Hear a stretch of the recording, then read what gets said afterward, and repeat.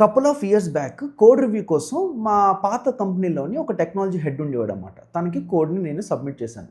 చేయగానే తన కోడ్ మొత్తం చూసి నాకు ఒక 2 ఇంపార్టెంట్ క్వశ్చన్స్ అడిగాడు అనమాట. ఆ 2 క్వశ్చన్స్ వల్ల నా లైఫ్లో చాలా పెద్ద చేంజే వచ్చింది. ఫస్ట్ క్వశ్చన్ ఏంటి అంటే, ఎందుకు శబరి అసలు స్ప్రింగ్ బూట్ వాడుతున్నావు, వేరే ఫ్రేమ్వర్క్స్ ఎందుకు వాడట్లేదు అని అడిగాడు అనమాట. సెకండ్ క్వశ్చన్ ఏంటి అంటే, ఓకే కోడ్లో నువ్వు కాఫ్కా వాడుతున్నావు, కానీ కాఫ్కానే ఎందుకు వాడుతున్నావు, ఏడబ్ల్యూఎస్ అండ్ ఎస్క్యూఎస్ లాంటివి ఉంటాయి కదా, అవి ఎందుకు వాడట్లేదు అని అడిగాడు అనమాట. నాకు కాసేపు అర్థం కాలే.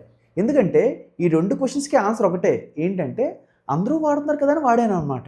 కానీ తను అన్నాడు, శబరి నువ్వు ఒక 4 ఇయర్స్ ఎక్స్పీరియన్స్ ఉంది, ఈ 4 ఇయర్స్ ఎక్స్పీరియన్స్ వచ్చాక కూడా నువ్వు ఇలాంటి ఆన్సర్స్ ఇవ్వడం కరెక్ట్ కాదు అన్నాడు అన్నమాట. తను ఆ విషయం చెప్పాక ఎందుకు నాకే ఒక రిలేషన్ వచ్చిందన్నమాట. ఎందుకంటే నేను ఆల్మోస్ట్ 4 ఇయర్స్లో చాలా ఎక్కువ అప్లికేషన్స్ బిల్డ్ చేశాను, కానీ ఎక్కడా వచ్చు అనే కాన్ఫిడెన్స్ లేదనమాట. ఎవరైనా డైరెక్ట్గా వచ్చి ఇది ఎలా ఇంటర్నల్గా వర్క్ అవుద్ది చెప్పు అనగానే నేను దానికి చెప్పలేను అనమాట. సో ఆ రోజు చాలా ఎక్కువ ఎంబారసింగ్గా ఫీల్ అయ్యాను అనమాట. Hi everyone, this is Shabari. Currently నేను లెర్నింగ్ గ్రాస్ అనే స్టార్టప్లోని CTO కింద వర్క్ చేస్తున్నాను. ఈ 10 ఇయర్స్ జర్నీలోని నేను నాన్ CS నుంచి వచ్చి ఇప్పుడు కంప్యూటర్స్లోని ఇంటర్నల్స్, ఫండమెంటల్స్ ఎలా తెలుసుకుంటున్నాను అని చెప్పడమే ఈ హోల్ వీడియో యొక్క ఉద్దేశం అనమాట. అసలు ఈ వీడియో కానీ మీరు ఫాలో అయితే అసలు ఏ టెక్నాలజీ ఇంటర్నల్స్ అయినాను ఎలా అర్థం చేసుకోవాలనేది మీకు ఒక ఐడియా వచ్చేస్తుంది అనమాట. సో బ్యాక్ టు మళ్ళీ ఆ స్టోరీకి వస్తే, మా బాస్ ఆ 2 క్వశ్చన్ అడగగానే నాకు రియలైజ్ అయిన థింగ్ ఏంటి అంటే, నాకు టెక్నాలజీలో చాలా థింగ్స్ రావు అనమాట. నేను చాలాసార్లు టెక్నాలజీని ఒక బ్లాక్ బాక్స్లో చూస్తున్నాను. బ్లాక్ బాక్స్లో చూడడం వల్ల ఎవరు టెక్నాలజీలో ఏం చెప్పినా నమ్మేస్తాను, అంతే తప్ప వాళ్ళతో ప్రాపర్గా డిబేట్ చేసేవాడిని కాదనమాట. మీకు సింపుల్గా ఒక ఎనాలజీ చెప్పాలంటే, ఇప్పుడు ఎవరైనా వచ్చి నాకు ఆ కుందేలుకి 3 కాళ్ళే ఉన్నాయని అన్నారనుకోండి, నేను ఇమ్మీడియట్గా చెప్తాను 3 కాళ్ళు ఎందుకుంటే 4 కాళ్ళు కదా ఉంటాయి అని చెప్తాను. ఎందుకు, నాకు విజువల్గా కనిపిస్తుంది. At the same time constraints అనమాట. 4 కాళ్ళు ఉంటే నడగలదు, 3 కాళ్ళు ఉంటే సరిగ్గా నడలేదు అని చెప్పాను. అదే ఇప్పుడు టెక్నాలజీలో ఎవరైనా వచ్చి అరే శబరి కాఫ్కాని మనం ఒక క్యాష్లా వాడదాం అనగానే నేను వాడదాం అనేస్తాను తప్ప దానికోసం ప్రాపర్గా డిబేట్ చేయను అనమాట. ఎందుకంటే నాకు అది విజువల్గా అసలు కనిపించట్లేదు అనమాట. సో నేను ఓవర్ ద టైం ఏం రియలైజ్ అంటే, మనం ఖచ్చితంగా టెక్నాలజీని విజువల్గా అర్థం చేసుకోవాలి అని రియలైజ్ అనమాట. సో కంప్యూటర్స్ యొక్క ఫండమెంటల్స్ అర్థం చేసుకోవడానికి ఫస్ట్ స్టార్ట్ చేశాను జర్నీని. సో నా ఫస్ట్ వచ్చిన క్వశ్చన్ ఏంటి అంటే, అసలు మనం ఇన్ని లైన్స్ ఆఫ్ కోడ్ రాస్తున్నాం కదా, అసలు ఏంటి కోడ్ అంతా అని చెప్పి ఒక్కసారి కోడ్ అంతా అబ్జర్వ్ చేస్తే దాంట్లో చేసేది ఏంటి అంటే, ఒక ప్లేస్ నుంచి డేటా తీసుకొచ్చి దాన్ని ట్రాన్స్ఫార్మ్ చేసి ఇంకో ప్లేస్లో పెడతాం, ఇంకో ప్లేస్ నుంచి డేటా పట్టుకొచ్చి మళ్ళీ దాన్ని ట్రాన్స్ఫార్మ్ చేసి ఇంకో ప్లేస్లో పెడుతున్నాం. సో నీ హోల్ 1000 లైన్స్ ఆఫ్ కోడ్ చూస్తే ఇదే జరుగుతుంది అనమాట. అండ్ మోర్ ఓవర్ ఈ ట్రాన్స్ఫర్మేషన్స్కి డేటాను ఒక దగ్గర ఒకటి మూవ్ చేయడానికి మనం CPని వాడుతున్నాం. CP ఏం చేస్తుంది ఫండమెంటల్గా, అది మ్యాథమెటికల్ క్యాలిక్యులేషన్ చేస్తుంది. మీ సబ్ట్రాక్షన్స్, ఎడిషన్స్, చిన్న చిన్న లాజికల్ కంపారిజన్స్ ఇలాంటివన్నీ అది చేస్తుంది అనమాట. సో ఈ అండర్స్టాండింగ్తో నేను ఫస్ట్ ఏం చేశానంటే, అసలు మేము అప్పుడు స్ప్రింగ్ బూట్ సర్వర్ వాడుతున్నాం అన్నమాట. ఈ స్ప్రింగ్ బూట్ సర్వర్ వాడితే అసలు ఇంటర్నల్గా ఒక API కాల్ అనేది ఎలా అవుద్ది అనేది ఫస్ట్ ఫిగర్ అవుట్ చేశాను అనమాట. ఫర్ ఎగ్జాంపుల్ మీరు ఈ సెటప్ చూడండి. ఈ సెటప్ మీరు అబ్జర్వ్ చేస్తే ఇక్కడ ఒక క్లయింట్ ఉన్నాడు. క్లయింట్ అంటే మనం ఏం చేసాము, మన క్రోమ్లోని యూజర్ నేమ్ పాస్వర్డ్ క్లిక్ చేసాం. క్లిక్ చేయగానే అది ఫస్ట్ ఎక్కడికి వెళ్తుంది, అది బ్యాక్ ఎండ్ సర్వర్కి వెళ్తుంది. ఓకే, బ్యాక్ ఎండ్ నేనేమో స్ప్రింగ్ బూట్ సర్వర్ని రన్ చేస్తున్నాను. ఇప్పుడు బ్యాక్ ఎండ్ సర్వర్ ఏం చేస్తుంది అంటే, అసలు ఈ యూజర్ నేమ్ ఉందా లేదో చెక్ చేస్తుంది. ఆ చెక్ చేయడం కోసం అది ఫస్ట్ క్యాష్ దగ్గరికి వెళ్ళింది అనుకుందాం. ఓకే, నేను రెడీస్ లాంటి ఒక క్యాష్ వాడుతున్నాను. సో క్యాష్ దగ్గరికి వెళ్ళి, అరే క్యాష్ యూజర్ నేమ్తో యూజర్ ఉన్నాడా లేదో నాకు చెప్పు అంటే, క్యాష్ ఏమో లేదు అని చెప్తుంది అనమాట. ఓకే, లేదు అని ఆన్సర్ తీసుకున్న తర్వాత అది ఏం చేస్తుంది, డేటాబేస్ దగ్గరికి వెళ్ళి అరే ఈ యూజర్ నేమ్తో యూజర్ ఉన్నాడా లేదో చెప్పు అంటుంది అనమాట. ఇప్పుడు డేటాబేస్ ఏం చేస్తుంది, ఉన్నాడు తీసుకో అని చెప్పి యూజర్ యొక్క రోని మనకి ఇస్తుంది. ఇప్పుడు బ్యాక్ ఎండ్ సర్వర్ ఏం చేస్తుంది, ఆ రో మొత్తాన్ని అర్థం చేసుకొని ఓకే యూజర్ పాస్వర్డ్ కరెక్టే ఉంది అని చెప్పి మన క్లయింట్కి సక్సెస్ రెస్పాన్స్ అనేది వస్తుంది. సో ఈ విధంగా మనకి ఒక basic user name password enter చేయగానే ఎలా వర్క్ అవుద్దో మనకు ఐడియా ఉంది. కాకపోతే మనం కొంచెం ఇంటర్నల్గా దీనికి వెళ్దాం అన్నమాట. ఇంటర్నల్గా వెళ్ళగానే మనకి ఎలాంటి ఆర్కిటెక్చర్ వస్తుందంటే, ఇలాంటి ఒక ఆర్కిటెక్చర్ వస్తుంది అనమాట. దీంట్లో మీరు అబ్జర్వ్ చేస్తే నా క్లయింట్ ఒక మిషను, నా బ్యాక్ ఎండ్ సర్వర్ కూడా ఒక మిషను, నా డేటాబేస్ సర్వర్ కూడా ఒక మిషను, నా క్యాష్ సర్వర్ కూడా ఒక మిషన్ అనమాట. ప్రతి మిషన్లో మీరు అబ్జర్వ్ చేస్తే ఒక అప్లికేషన్ లేయర్ ఉంటుంది, ఒక OS లేయర్ ఉంటుంది, ఒక NYC అంటే నెట్వర్క్ కార్డ్ అనమాట. నెట్వర్క్ కార్డ్ అనేది డేటాని ఒక కంప్యూటర్ నుంచి ఇంకో కంప్యూటర్ పంపించుకోవడానికి మనం జనరల్గా వాడతాం. సో ఈ 3 లేయర్స్ ఉన్నాయనుకుందాం. ఇప్పుడు మనం ఏం డిస్కస్ చేస్తామంటే, ఈ whole user name password API interaction అసలు ఇంటర్నల్గా లేయర్స్ త్రూ ఎలా వెళ్తుంది అనేది మనం డిస్కస్ చేద్దాం. ఇప్పుడు మన క్లయింట్ లేయర్లో కొంచెం జూమ్ చేయగానే క్లయింట్ లేయర్లో మనకి 3 లేయర్స్ కనిపిస్తాయి. అప్లికేషన్ లేయరు, OS లేయరు, ఇక్కడేమో network card layer. Network card అనేది ఫిజికల్ హార్డ్వేర్ అనమాట. ఇప్పుడు మనకి ఇది మన క్రోమ్ అనుకుందాం. ఈ క్రోమ్లో మీరు యూజర్ నేమ్ పాస్వర్డ్ ఎంటర్ చేశారు. ఓకే, ఇప్పుడు క్రోమ్ ఏం చేస్తుంది అంటే యూజర్ నేమ్ పాస్వర్డ్ అన్నింటినీ పట్టుకొని ఒక HTTP రిక్వెస్ట్ అనేది క్రియేట్ చేస్తుంది. హెచ్టిపి రిక్వెస్ట్ క్రియేట్ చేసి ఆ డేటా మొత్తాన్ని బైట్స్లో కన్వర్ట్ చేసి దాన్ని ఈ నెట్వర్క్ బఫర్లో పెట్టుకుంటుంది అన్నమాట. దీన్ని నెట్వర్క్ బఫర్ అంటారు.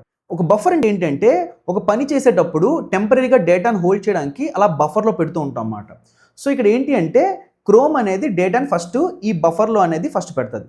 ఈ బఫర్ నుంచి డేటా అనేది ఓఎస్లో ఇంకో బఫర్ ఉంటుంది, దాన్ని కర్నల్ బఫర్ అంటారు.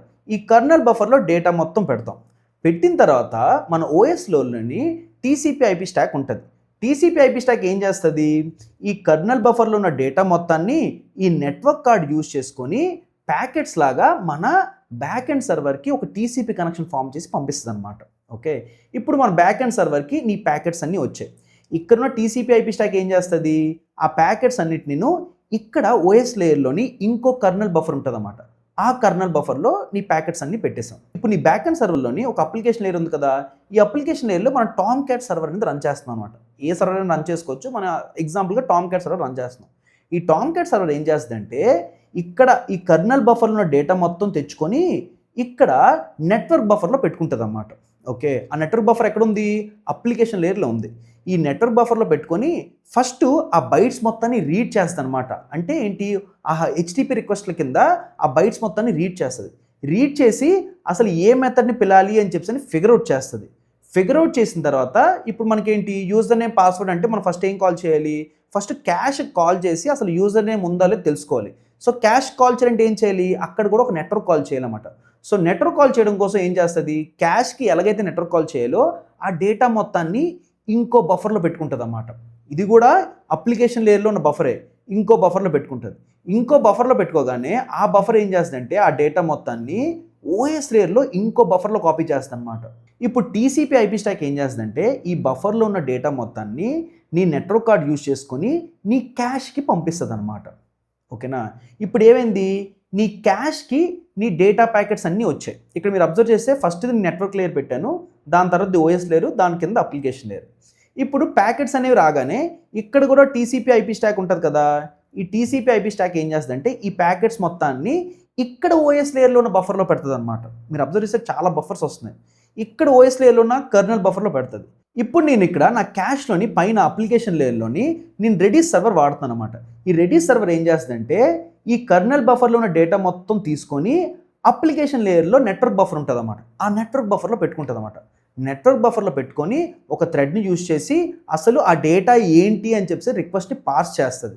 రిక్వెస్ట్ని పాస్ చేసి అసలు డేటా దాని దగ్గర ర్యామ్లో ఉందో లేదో చెక్ చేసుకుంటుంది. అంతే కదా, క్యాష్ అంటే ర్యామ్లో చెక్ చేయాలి కదా. చెక్ చేసుకున్న తర్వాత ఒకవేళ లేదనుకో ఒక రెస్పాన్స్ క్రియేట్ చేస్తుంది అనమాట. ఓకే, నా దగ్గర లేదు అని ఒక రెస్పాన్స్ క్రియేట్ చేస్తుంది. క్రియేట్ చేసి దాన్ని ఇంకొక బఫర్లో పెడుతుంది అనమాట. బఫర్లో పెట్టిన తర్వాత ఆ బఫర్ ఏం చేస్తుంది, ఓఎస్ లేయర్లో ఇంకొక కర్నల్ బఫర్ ఉంటే ఆ బఫర్లోకి ఈ రెస్పాన్స్ అనేది రాస్తాం అనమాట. ఇప్పుడు టీసీపీ ఐపీ స్టాక్ ఏం చేస్తుందంటే ఓఎస్ లేయర్లో మనం డేటా మొత్తం రాసాం కదా బఫర్లోని, ఆ బఫర్లో డేటా యూజ్ చేసుకుని నెట్వర్క్ కార్డును వాడుకొని ఈ డేటా మొత్తాన్ని మళ్ళీ బ్యాక్ ఎండ్ సర్వర్ పంపిస్తుంది అనమాట. ఇప్పుడు బ్యాక్ ఎండ్ సర్వర్కి డేటా మొత్తం వచ్చింది. రాగానే ఇక్కడ టీసీపీ ఐపీ స్టాక్ ఏం చేస్తుందంటే వచ్చిన డేటా మొత్తాన్ని ఇంకొక బఫర్లో పెట్టుకుంటుంది అన్నమాట ఓఎస్ లేయర్లో. ఇప్పుడు మీ అప్లికేషన్ ఏం చేస్తుంది అంటే ఈ బఫర్లో ఉన్న డేటా మొత్తం తీసుకుని ఇంకొక అప్లికేషన్ లేయర్లో ఉన్న నెట్వర్క్ బఫర్లో పెట్టుకుంటుంది అన్నమాట. ఓకే, ఇప్పుడు ఆ డేటా మొత్తాన్ని రీడ్ చేసి ఓహో క్యాష్లో యూజర్ లేదనమాట అని ఫిగర్ అవుట్ చేస్తామట. ఫిగర్ అవుట్ చేసి ఏం చేస్తుంది, మీ డీబీకి కాల్ చేయాలని ఫిగర్ అవుట్ చేస్తాను అనమాట. డీబీకి కాల్ చేయాలంటే ఏం చేయాలి, డీబీకి ఒక రిక్వెస్ట్ పంపించాలి కదా, ఆ రిక్వెస్ట్లో ఏమేమి పంపించాలో దాన్ని మళ్ళీ ఇంకొక బఫర్లో పెట్టుకుంటుంది అనమాట. ఓకే, దాన్ని కూడా మళ్ళీ నెట్వర్క్ బఫర్ అంటారు. ఇప్పుడు ఈ నెట్వర్క్ బఫర్లో ఉన్న డేటా మొత్తాన్ని మళ్ళీ ఓఎస్లో ఇంకో బఫర్ ఉంటే ఆ బఫర్లో కాపీ చేస్తాం అనమాట. చాలా బఫర్స్ అంటున్నాం కదా, ఆ బఫర్లో కాపీ చేస్తూ ఉంటారు. ఇప్పుడు టీసీపీ ఐపీ స్టాక్ ఏం చేస్తుంది అంటే ఈ ఓఎస్ లేయర్లో బఫర్లో ఉన్న డేటా మొత్తాన్ని నెట్వర్క్ కార్డ్ యూజ్ చేసుకొని ఫైనల్గా నీ డేటాబేస్కి కాల్ చేస్తుంది అనమాట. నీ డేటాబేస్లో దేనికి కాల్ చేస్తుంది, నెట్వర్క్ కార్డ్కి కాల్ చేస్తుంది. ఇప్పుడు నెట్వర్క్ కార్డ్లో ఈ డేటా మొత్తం వస్తుంది. ఇక్కడ కూడా టీసీపీ ఐపీ స్టాక్ ఉంటుంది కదా, ఈ టీసీపీ ఐపీ స్టాక్ ఏం చేస్తుంది అంటే ఈ నెట్వర్క్ కార్డ్లో వచ్చిన ప్యాకెట్స్ నేను ఇక్కడ మళ్ళీ ఒక బఫర్లో పెట్టుకుంటుంది అన్నమాట. ఓకేనా, ఇప్పుడు ఇక్కడ అప్లికేషన్ లేయర్లో ఏం రన్ అవుతుంది, మీ MySQL సర్వర్ రన్ అవుతుంది. మీ MySQL సర్వర్ ఏం చేస్తుందంటే ఒక థ్రెడ్ని యూజ్ చేసి ఈ డేటా మొత్తాన్ని తీసుకొచ్చి అప్లికేషన్ లేయర్లో పట్టుకొస్తామట. అప్లికేషన్ లేయర్లో పట్టుకొచ్చి ఇంకో బఫర్లో పెడుతుంది. ఓకేనా, ఇప్పుడు ఏం చేస్తుందంటే ఈ బఫర్లో ఉన్న డేటా మొత్తాన్ని ఫస్ట్ రీడ్ చేస్తుంది. ఓహో, ఈ క్వైరీని ఫస్ట్ పార్స్ చేస్తుంది. పార్స్ చేసి ఆ క్వైరీని ఎలా ఎగ్జిక్యూట్ చేయాలని ప్లాన్ చేస్తుంది. క్వైరీ ప్లాన్ చేసిన తర్వాత యాక్చువల్ డేటా ఎక్కడ ఉంటుంది, డిస్క్లో ఉంటుంది. సో డిస్క్లో కమ్యూనికేట్ చేయడం కోసం నీ అప్లికేషన్ లేయర్ ఓఎస్ లేయర్కి ఏమంటుంది అంటే, అరే ఓఎస్ నాకు ఇలాగా డిస్క్లో కొన్ని ఫైల్స్ ఉన్నాయి, ఆ డేటా కావాలరా అంటుంది అన్నమాట. సో ఓఎస్ ఏం చేస్తుందంటే మీకోసం డిస్క్తో మాట్లాడుతుంది. డిస్క్తో మాట్లాడి ఆ డేటాని ఓఎస్ ఫస్ట్ వస్తుంది. ఓకే, సో మీ టేబుల్ ఫైల్ అనేది ఫస్ట్ ఓఎస్కి వస్తుంది. ఓఎస్ దగ్గర నుంచి మీకు వస్తుంది అనమాట. ఓకేనా, మీకు రాగానే మీరు ఏం చేస్తారు, ఓకే యూజర్లో దొరికింది అని చెప్పని దాంతో ఒక రెస్పాన్స్ క్రియేట్ చేస్తారు. రెస్పాన్స్ క్రియేట్ చేసి ఆ రెస్పాన్స్ని మీరు ఇంకొక బఫర్లో పెడతారు. ఎందుకు, ఇప్పుడు ఈ బఫర్ని యూజ్ చేసి నేను ఓఎస్కి పంపించాలన్నమాట. సో నేను ఈ బఫర్లో ఉన్న డేటా మొత్తాన్ని ఓఎస్లో ఉన్న కర్నల్ బఫర్లో కాపీ చేస్తాను. ఇప్పుడు టీసీపీ ఐపీ స్టాక్ ఏం చేస్తుందంటే ఈ కర్నల్లో ఉన్న బఫర్లో ఉన్న డేటా మొత్తాన్ని నెట్వర్క్ కార్డ్ యూజ్ చేసి మళ్ళీ నా బ్యాక్ ఎండ్ సర్వర్ పంపిస్తాను అన్నమాట. ఇక్కడ మీరు అబ్జర్వ్ చేస్తే మళ్ళీ నా బ్యాక్ ఎండ్ సర్వర్కి ఇక్కడ ప్యాకెట్స్ అన్నీ వచ్చాయి. ఓకేనా, రాగానే టీసీపీ ఐపీ స్టాక్ ఏం చేస్తుంది, వచ్చిన డేటా మొత్తాన్ని ఇంకో బఫర్లో పెడుతుంది. ఓకే, ఇప్పుడు ఈ బఫర్లో వచ్చిన డేటా మొత్తం అప్లికేషన్ లేయర్లో ఇంకో బఫర్లో కాపీ అవుతుంది. ఓకే, కాపీ అయిన తర్వాత ఆ డేటా మొత్తం మళ్ళీ మీ అప్లికేషన్ లేయర్లో ఇప్పుడు ఉంటుంది అన్నమాట. ఇప్పుడు మీ అప్లికేషన్ ఏం ఫిగర్ అవుట్ చేస్తుంది అంటే, ఓకే యూజర్ ఉన్నాడన్నమాట, ఆ యూజర్ పాస్వర్డ్ ఏంటి అని చెప్పి ఆ మ్యాచింగ్ అంతా లాజిక్ అంతా అది రాస్తుంది. రాసిన తర్వాత ఫైనల్గా మీకోసం ఒక రెస్పాన్స్ క్రియేట్ చేస్తుంది. ఓకే, ఆ రెస్పాన్స్ క్రియేట్ చేసిన తర్వాత ఇప్పుడు ఈ రెస్పాన్స్ని మనం క్లయింట్కి పంపించాలి. క్లయింట్కి పంపించాలన్నా కూడాను మళ్ళీ ఆ డేటా మొత్తాన్ని ఒక నెట్వర్క్ బఫర్లో యాడ్ చేస్తుంది. నెట్వర్క్ బఫర్ నుంచి ఆ డేటా మొత్తం ఒక ఓఎస్ బఫర్లోకి కాపీ అవుతుంది. ఇప్పుడు ఓఎస్ బఫర్ నుంచి మీ టీసీపీ ఐపీ స్టాక్ ఏం చేస్తుంది అంటే ప్యాకెట్స్ అన్నీ రెడీ అయిపోయాయని చెప్పని మీ క్లయింట్కి ఆ ప్యాకెట్స్ అన్ని పంపించడం స్టార్ట్ చేస్తాను. ఇప్పుడు మీ క్లయింట్లో ఉన్న టీసీపీ ఐపీ స్టాక్ ఏం చేస్తుంది అంటే ప్యాకెట్స్ వచ్చాయి కదా అని చెప్పని ఆ ప్యాకెట్స్ని ఇంకొక ఓఎస్ బఫర్లో పెట్టుకుంటుంది. ఓకే, పెట్టుకున్న తర్వాత ఆ ఓఎస్ బఫర్ నుంచి మీ అప్లికేషన్ బఫర్లోకి మళ్ళీ కాపీ అవుతుంది. ఓకే, కాపీ అయిన తర్వాత ఫైనల్గా మీ గూగుల్ క్రోమ్ ఏమో ఆ డేటా మొత్తాన్ని చూసి ఓకే యూజర్ నేమ్ పాస్వర్డ్ అంతా సక్సెస్ వచ్చింది అని చెప్పని మీకు లాగిన్ చేస్తాను అనమాట. మీరు అబ్జర్వ్ చేశారా, మీరు ఒక simple user name password enter చేయగానే అది డిఫరెంట్ సిస్టమ్స్కి త్రూ డిఫరెంట్ బఫర్స్ త్రూ ఇలాగ మూవ్ అయ్యి ఫైనల్గా మీకు ఒక 300 మిల్లీ-సెకండ్స్లో మీకు ఈ రెస్పాన్స్ మొత్తం ఇచ్చేస్తుంది అనమాట. 300 మిల్లీ-సెకండ్స్లో ఇంత విధ్వంసం జరుగుతుంది. ఇప్పుడు 300 మిల్లీ-సెకండ్స్ కూడా ఎక్కడెక్కడ టైం మనం పట్టింది అని అబ్జర్వ్ చేస్తే మనకి ఇక్కడ మేజర్గాను క్లయింట్ టు అప్లికేషన్ లేయర్ ఒక నెట్వర్క్ కాల్ అయింది. ఆ నెట్వర్క్ కాల్లో లెట్స్ ఒక 10 మిల్లీ-సెకండ్స్ తీసుకుని అనుకుందాం. అలానే అప్లికేషన్ టు నీ డేటాబేస్కి ఒక నెట్వర్క్ కాల్ అయింది, అక్కడ కూడా ఒక 10 మిల్లీ-సెకండ్స్ తీసుకుని అనుకుందాం. అలానే నీ cash to back end server కూడా ఒక నెట్వర్క్ కాల్ అయింది, అక్కడ కూడా ఒక 10 మిల్లీ-సెకండ్స్ తీసుకుని అనుకుందాం. సో నెట్వర్క్ కాల్స్కి 10 మిల్లీ-సెకండ్స్ అయింది అనుకుంటే మన రిమైనింగ్ 270 మిల్లీ-సెకండ్స్ ఎక్కడైంది, ఈ మిగిలిన 270 మిల్లీ-సెకండ్స్ మీరు అబ్జర్వ్ చేస్తే ఇక్కడ మీ ఇక్కడ మీ బ్యాక్ ఎండ్ సర్వర్లో కొన్ని స్టెప్స్ జరుగుతున్నాయి, మీ క్యాష్ సర్వర్లో కొన్ని స్టెప్స్ జరుగుతున్నాయి, అలాగే మీ డేటాబేస్ సర్వర్లో కూడా కొన్ని స్టెప్స్ జరుగుతున్నాయి అన్నమాట. ఈ హోల్ స్టెప్స్ ఎగ్జిక్యూట్ చేయడంలోనే మీ 270 మిల్లీ-సెకండ్స్ అనేది జరిగిపోయి. ఇప్పుడు ఎగ్జాక్ట్గాను అసలు బ్యాక్ ఎండ్ సర్వర్ రన్ చేయడం కోసం ఎంత టైం తీసుకుంది అని మనకు తెలియాలి అంటే మనం ఫస్ట్ ఈ స్టెప్స్ని అబ్జర్వ్ చేయాలన్నమాట. ఇక్కడ మీరు అబ్జర్వ్ చేసే ప్రతి స్టెప్లో కూడాను మనం డేటాని ట్రాన్స్ఫార్మ్ చేస్తున్నాము, ట్రాన్స్ఫార్మ్ చేసి ఒక లేయర్ నుంచి ఇంకో లేయర్కి డేటాని మూవ్ చేస్తాం. ఈ ప్రతి మూమెంట్ వెనక మనకి సిపియు యూసేజ్ అనేది ఉంటుందన్నమాట. ఇప్పుడు సిపియుని ఎలా మెజర్ చేస్తామంటే మనం సిపియు సైకిల్స్ ద్వారా మెజర్ చేస్తాం అన్నమాట. లెట్స్ సే ఒక సిపియు అనేది ఒక సెకండ్కి 1,00,000 సిపియు సైకిల్స్ రన్ చేస్తుంది. ఓకేనా, అట్ ది సేమ్ టైము ఒక ఇన్స్ట్రక్షన్ ఒక సిపియు సైకిల్లో ఎగ్జిక్యూట్ అయిపోతుంది అనుకుందాం. దానికి అర్థం ఏంటంటే నేను ఒక సెకండ్లోని ఒక 1,00,000 ఇన్స్ట్రక్షన్స్ని ఎగ్జిక్యూట్ చేయొచ్చు అనమాట. సో ఇప్పుడు మీరు ఏం చేయాలి అంటే మీ బ్యాక్ ఎండ్ అప్లికేషన్లో డిఫరెంట్ స్టెప్స్ ఉంటాయి కదా, ప్రతి స్టెప్లోని అసలు ఎన్ని ఇన్స్ట్రక్షన్స్ ఉన్నాయి అని మనం రఫ్గా ఐడియా తెచ్చుకుంటే అసలు ఎన్ని సిపియు సైకిల్స్ అది ఎగ్జిక్యూట్ అయిపోద్ది అని మనకు ఐడియా వచ్చేస్తుంది అనమాట. ఫర్ ఎగ్జాంపుల్ ఈ బ్యాక్ ఎండ్ అప్లికేషన్ అంతా ఉందా, ఈ బ్యాక్ ఎండ్ అప్లికేషన్ మొత్తం ఈ స్టెప్స్ అన్ని ఎగ్జిక్యూట్ చేయడానికి మనం రఫ్గా ఒక 50,000 సిపియు సైకిల్స్ అనుకుందాం. సో మీ అప్లికేషన్లో కోడ్ రన్ అవ్వడానికి మీకు 50,000 సిపియు సైకిల్స్ పడుతుంది అనమాట. సో ఒక్కసారిగా మీరు థింగ్స్ని ఇంత మైన్యూట్ లెవెల్లో మీరు ఒకసారి అబ్జర్వ్ చేస్తే మీకు అసలు మీ అప్లికేషన్లో అసలు ఇంటర్నల్గా ఏమవుద్ది అని అర్థమైపోద్ది అన్నమాట. ఈ ఓవరాల్గా మొత్తం దాన్ని నేను సమ్మరైజ్ చేయాలి అంటే ఓవరాల్గా నా అప్లికేషన్లోని ఒక 3 లేయర్స్ ఉన్నాయన్నమాట. కిందది హార్డ్వేర్ లేయర్, ఈ హార్డ్వేర్ లేయర్లోనే మీ హార్డ్వేర్ కాంపోనెంట్స్ ఉన్నాయి, దానిపైన ఓఎస్ లేయర్ ఉంది, దానిపైన అప్లికేషన్ లేయర్ ఉంది. ఈ అప్లికేషన్ లేయర్లోనే మీ back end servers, database, cache servers ఏవి కాంటే అన్నీ ఉంటాయి అన్నమాట. సో లెట్స్ మీ బ్యాక్ ఎండ్ సర్వర్స్ అనేవి నెట్వర్క్ కార్డ్ యూస్ చేసుకుని డేటా ఎవరికో పంపిద్దాం అనుకుంటున్నాయి. సో దానికోసం ఓఎస్ ఏం చేసిందంటే బఫర్స్ అనే కాన్సెప్ట్ ఇచ్చిందన్నమాట. సో మీరు ఏం చేస్తారంటే మీ డేటా మొత్తాన్ని ఫస్ట్ ఓఎస్లో ఉన్న కర్నల్ బఫర్స్లో పెడతారు. ఓఎస్లోని టీసీపీ ఐపీ స్టాక్ ఉంటుంది, ఈ టీసీపీ ఐపీ స్టాక్ ఏం చేస్తుందంటే ఈ బఫర్స్లో ఉన్న డేటా మొత్తాన్ని తీసుకొని నెట్వర్క్ కార్డు యూస్ చేసుకొని వేరే వాళ్ళకి డేటా పంపిస్తుంది. లెట్సే ఇప్పుడు మీ బ్యాక్ అండ్ సర్వర్స్ అనేవి కొన్ని ఇన్స్ట్రక్షన్స్ ఎగ్జిక్యూట్ చేద్దాం అనుకుంటుంది సిపియూ దగ్గర. సో ఓఎస్ మీకోసం ఏం చేసిందంటే థ్రెడ్స్ అనే కాన్సెప్ట్ ఇచ్చింది. సో బ్యాక్ అండ్ సర్వర్స్ ఏం చేస్తుందంటే ఈ థ్రెడ్స్ దగ్గరికి వెళ్ళి ఆ థ్రెడ్స్ని యూజ్ చేసుకుని సిపియూ దగ్గర మీ ఇన్స్ట్రక్షన్స్ అన్ని ఎగ్జిక్యూట్ చేస్తాను అనమాట. ఈ థ్రెడ్స్ ఉండడం వల్ల మీ సిపియూ దగ్గర ఒకేసారి మల్టిపుల్ ఇన్స్ట్రక్షన్స్ కూడా మీరు ప్యారల్గా ఎగ్జిక్యూట్ చేయొచ్చు అనమాట.